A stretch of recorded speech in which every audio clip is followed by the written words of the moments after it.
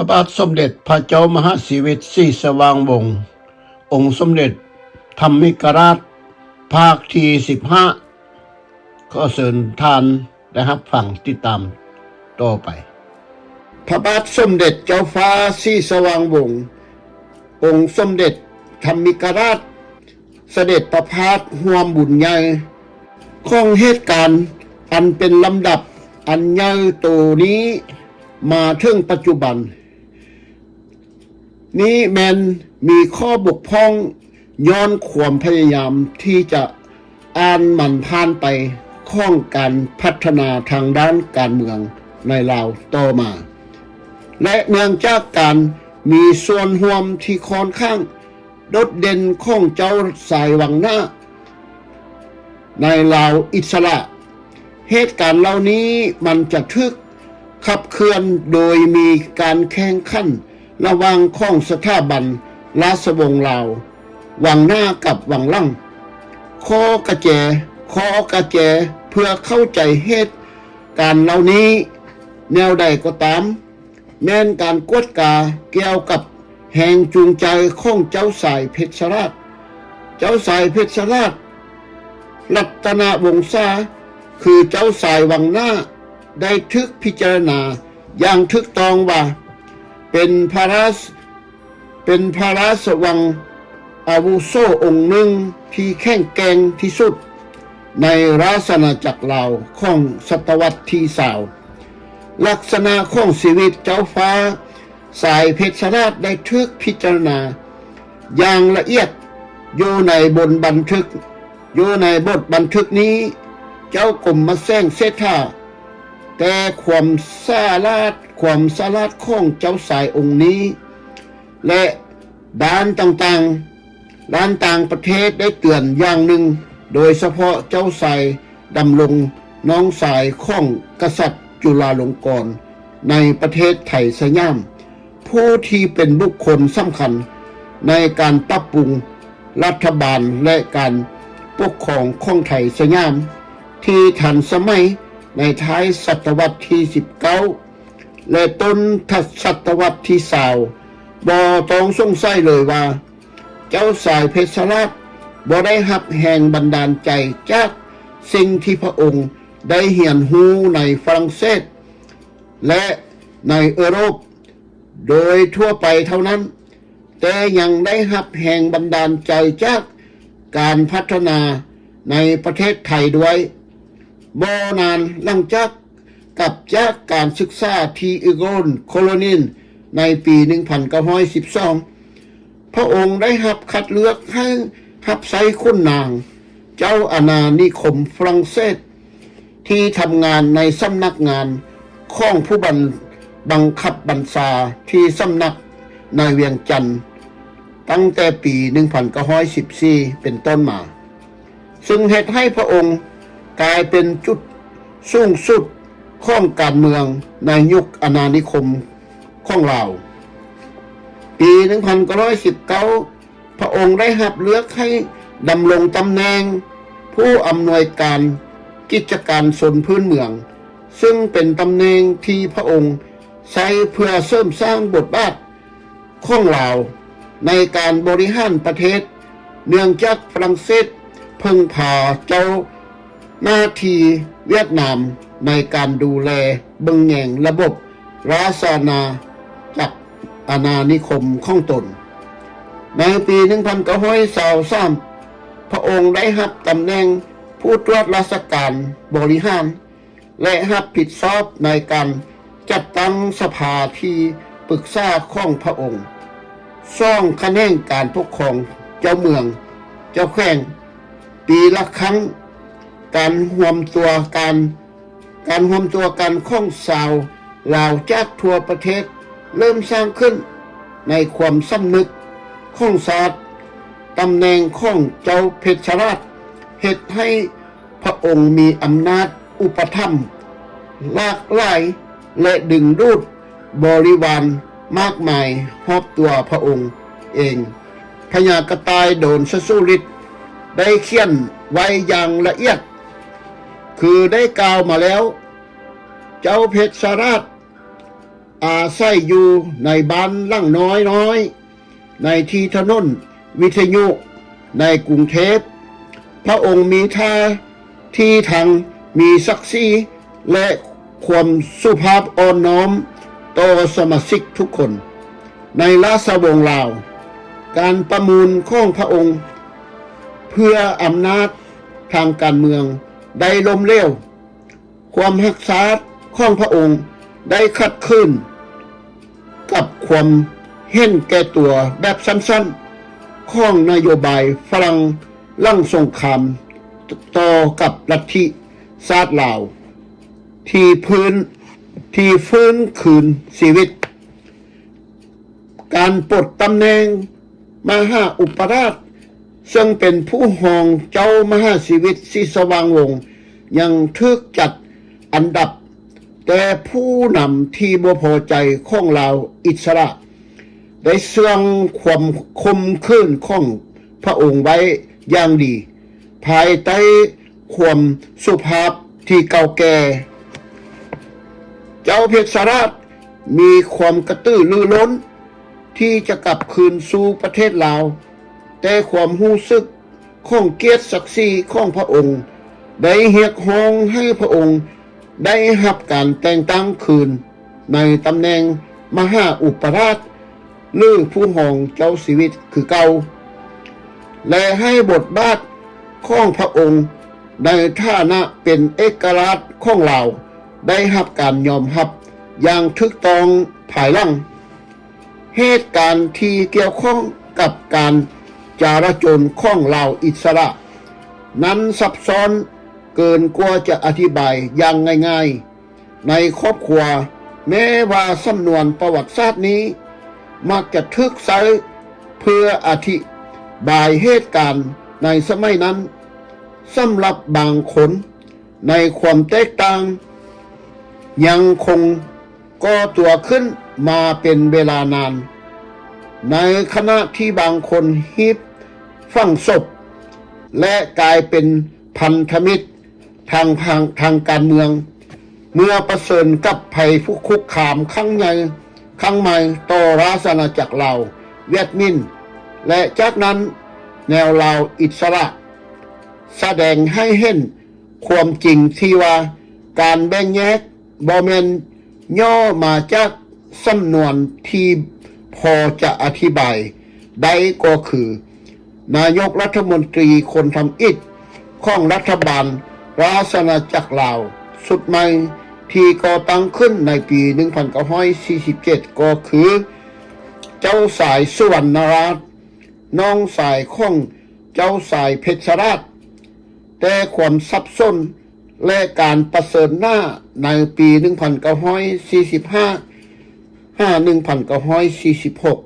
ได้ทิ่มมรดก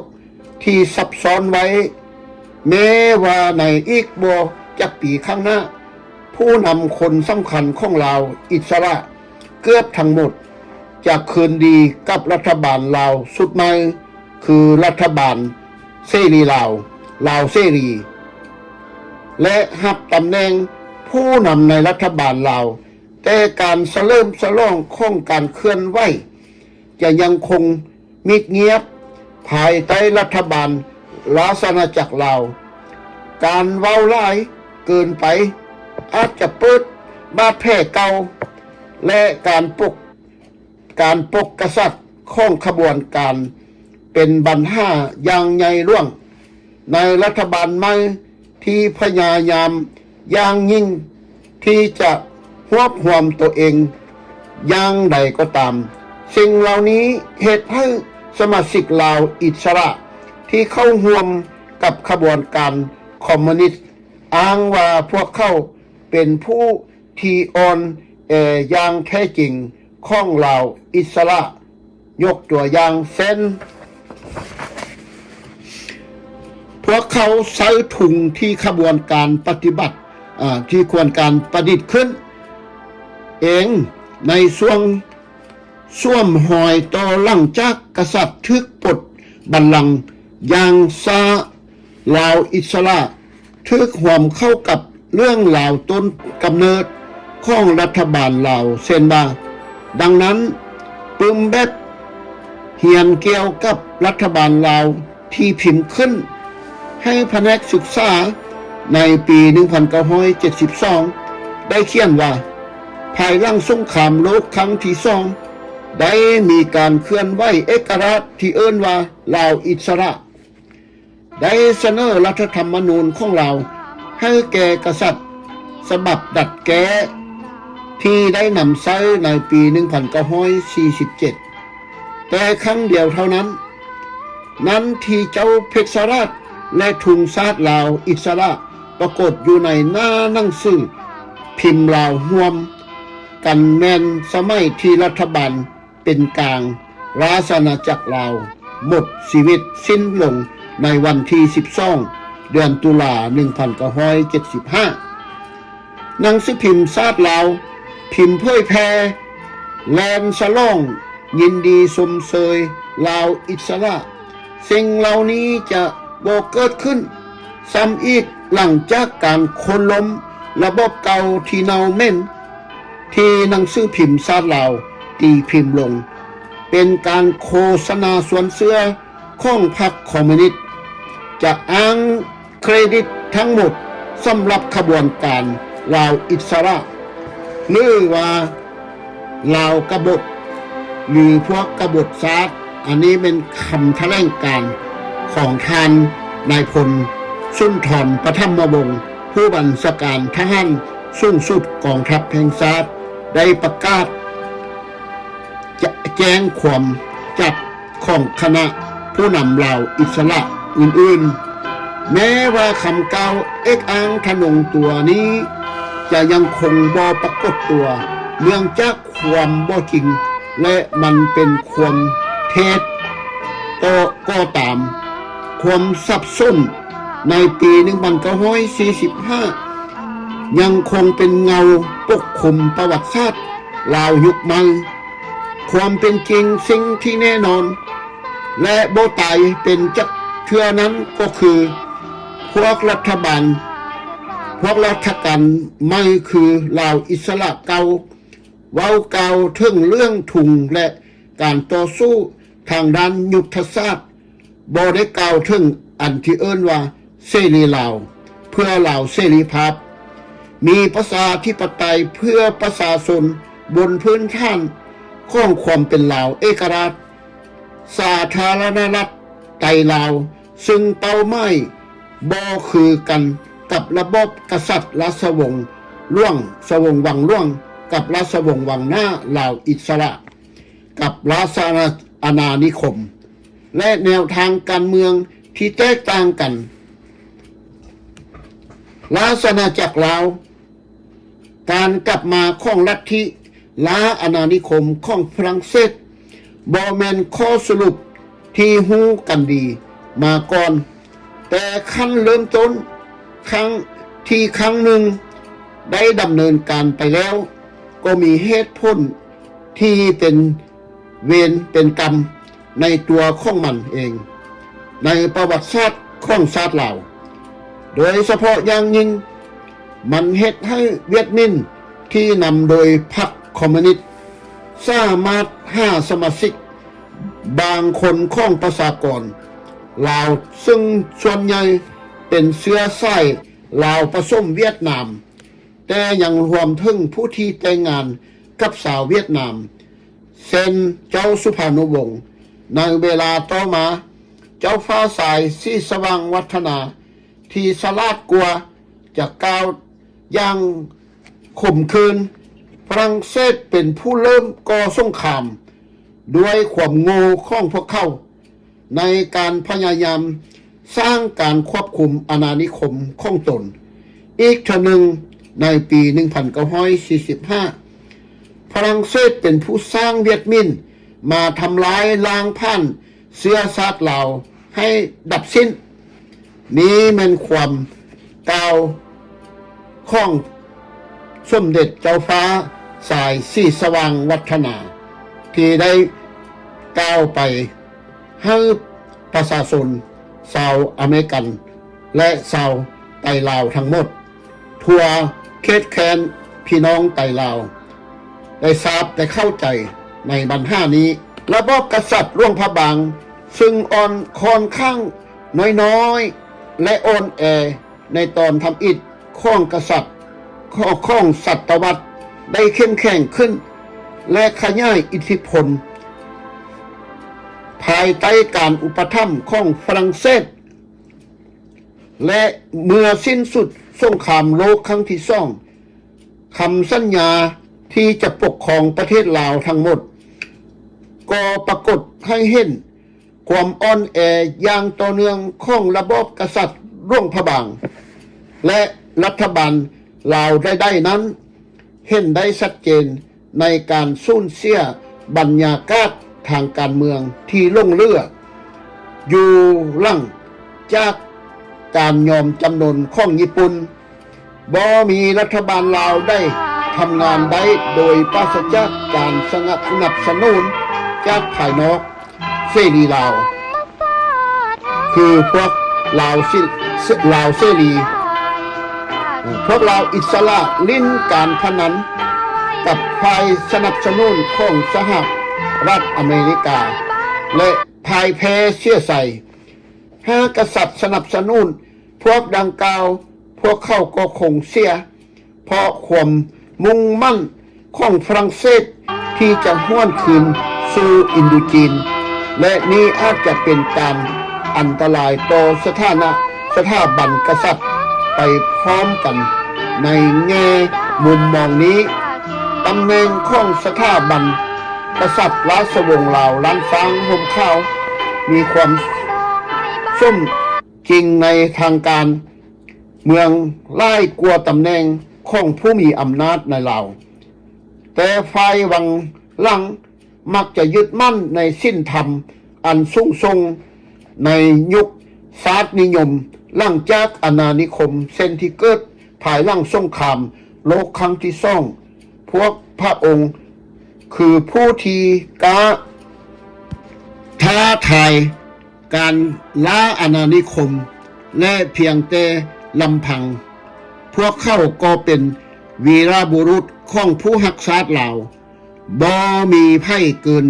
เจ้าฟ้าสายเพชรราชประธานพญากระต่ายโดนสสริตได้เขียนว่าภาพที่เห็นอยู่นี้ท่านพญากระต่ายโดนสสริตเป็นนายกรัฐมนตรีเดือนพฤศจิกายน 1954 ถึงเดือนมีนาปี 1956 รับการเสด็จของพระเจ้าศรีสว่างวงศ์ธรรมิกราชเมื่อพระองค์เสด็จจากร่วงพระบางปี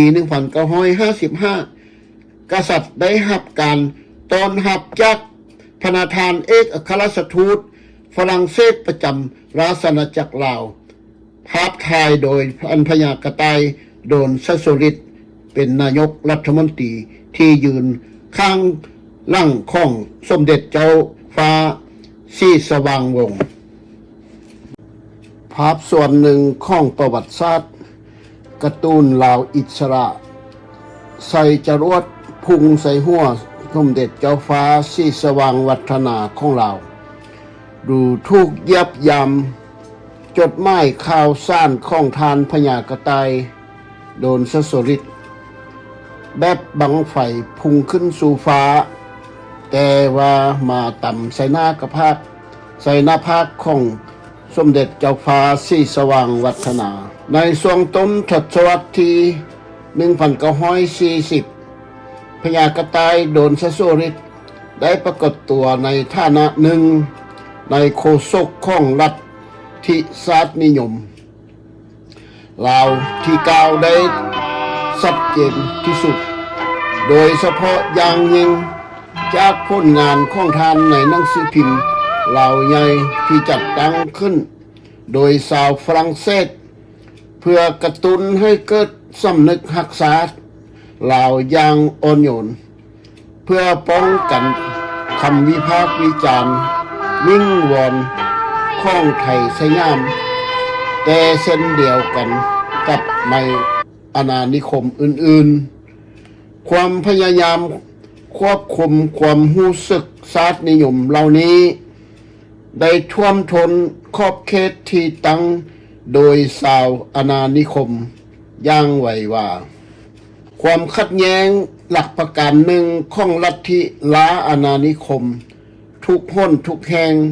คือความรู้สึกชาตินิยม และต่อต้านอาณานิคม มักได้รับการสนับสนุนจากผู้คนในเมืองใหญ่ตัวอย่างเช่นว่าในบทความที่เขียนขึ้นในปี 1947 เพื่อป้องกันตำแหน่งของเหล่าอิสระพญากระต่ายโดนโซลิดจะอ้างอิงบทความที่เขียนโดยนักมนุษยวิทยาชาวฝรั่งเศสเลวีโบนในปี 1920 ในสภาพปัจจุบันของโลกการครอบงำทางการเมืองของชนกลุ่มหนึ่งโดยอีกกลุ่มหนึ่งแม้กระทั่งวัฒนธรรม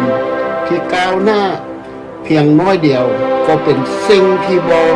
ปลอดภัยบ่มีประชากรคนใดจะยอมถูกปกป้องอีกต่อไปบ้านถ้าเขียนดอกไม้